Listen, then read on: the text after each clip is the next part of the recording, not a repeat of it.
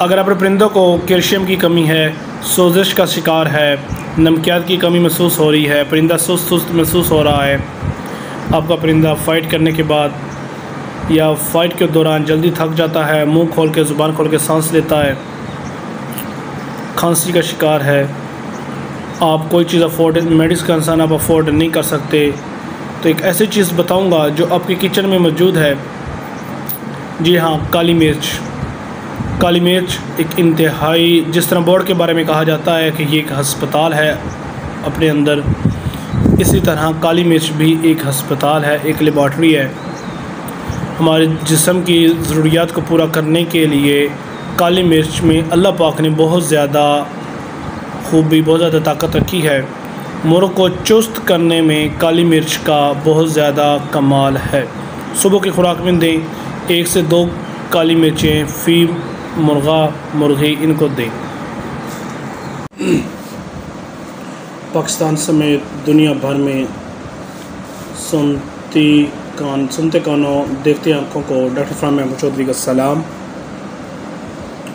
حسب معمور جس کا ڈائلاگ ہے، اللہ پاک اس جنت الفردوس میں اعلیٰ مقام عطا فرمائی۔ اللہم اجعلنا من القانتین، اللہم اجعلنا من الصادقین، اللہم اجعلنا من الصابرین، جس کا ترجمہ ہے، اے اللہ پاک مجھے سچ بولنے والا بنا، اے اللہ پاک مجھے فرما بردار بنا، اے اللہ پاک مجھے صبر کرنے کی توفیق عطا فرما۔ سورہ تحریم کی آیت ہے جس کا ترجمہ ہے، اے میرے رب میرے لیے اپنے پاس جنت میں ایک مکان بنا۔ خدا کے کلام، بابرکت کلام سے آج کی ویڈیو کا آغاز۔ آج ویڈیو کا ہے کہ اپنے مرغوں کو زیادہ مسئلہ آتا ہے، خوراک سے ہضم نہیں ہو رہی، سانس چڑھ جاتا ہے، سانس کے مسائل ہیں، سوزش ہے، جلن ہے، ان سب کا جو علاج آج آپ کو ایک دیسی علاج بتاؤں گا، بلیک پیپر، جی ہاں، جسے کالی مرچ کہا جاتا ہے۔ اکثر کھانے میں آتی ہے تو اسے باہر پھینک دیتی ہیں۔ اگر کالی مرچ کا فائدہ دیکھا جائے تو ہم اس کو ایسے ہی کھا جائیں گے، پرندوں جانوروں میں تو کیا دینا۔ بہرحال کالی مرچ، اس میں وافر مقدار میں وٹامن سی پایا جاتا ہے، اینٹی آکسیڈنٹ پایا جاتا ہے۔ اینٹی آکسیڈنٹ ہوتا ہے ہمارے جسم میں یا جاندار کے جسم میں جو غیر ضروری توڑ پھوڑ ہوتی ہے اس کو یہ کنٹرول کرتا ہے۔ توڑ پھوڑ کا مطلب ہے خوراک ڈائجسٹو ہو گئی ہے، مزید خوراک سٹوریج ہے، اس کو اور کرنے کا مطلب کام یوں کہہ لیں کہ ویلا نہ بیٹھنا، اس چیز کو کنٹرول کرتا ہے۔ کالی مرچ سوزش کو ختم کرتی ہے، ہارمفل جو بیکٹیریا ہے ان کو ختم کرتی ہے، اینٹی آکسیڈنٹ میں کافی مددگار شامل ہوتی ہے۔ سم ٹائم خون میں فاسق مادے جمع ہو جاتے ہیں، ہمارا خون گاڑھا ہو جاتا ہے، یا جانور کا خون یا پرندے کا خون گاڑھا ہو جاتا ہے، اس میں زہریلے مادوں کو ختم کرنے میں کالی مرچ ایک بہت اہم اس کا حل ہے۔ اکثر میڈیسن آپ دیکھیں گے سانس سے متعلقہ، سوزش سے متعلقہ، سوجن سے متعلقہ، اس میں آپ کو کالی مرچ کا کوئی نہ کوئی عنصر ضرور پایا جائے گا۔ اگر آپ اس کو صبح کی خوراک میں اپنے پرندے کو 1 سے 2 کالی مرچیں ڈیلی دے دیں، 1 ہفتہ لگاتار، تو آپ کا پرندہ خوراک کو جلد سے جلد خوراک کا ہضم کرے گا، اس کی بیٹ بدبودار نہیں ہوگی، ایکٹیو ہوگا اور اس کی جلد پر چمکدار ہوں گے۔ مرغیوں میں آج کل ایک مسئلہ آتا ہے سانس کا، سانس بہت جلدی چڑھ جاتا ہے، لڑائی کریں گے، لڑائی کرنے میں فوراً سانس پھول جائے گا۔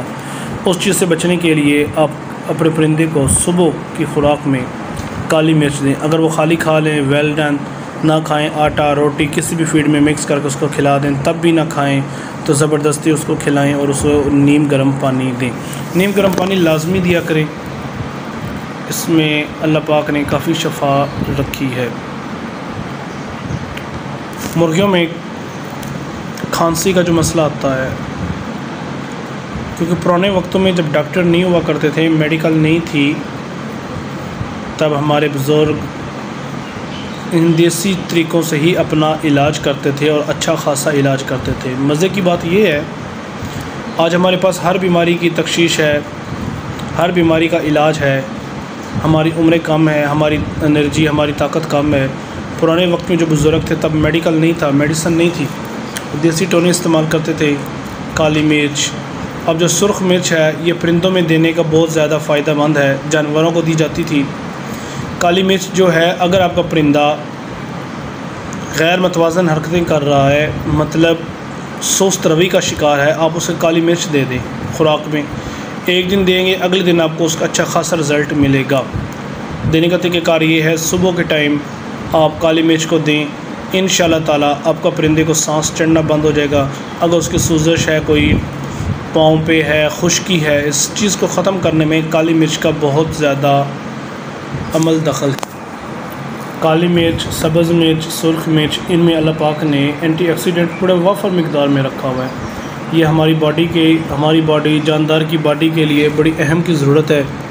ہم اس کو حقیر سمجھتے ہیں، جیسے بیر کو حقیر سمجھا جاتا ہے کہ یہ غریب کا پھل ہے۔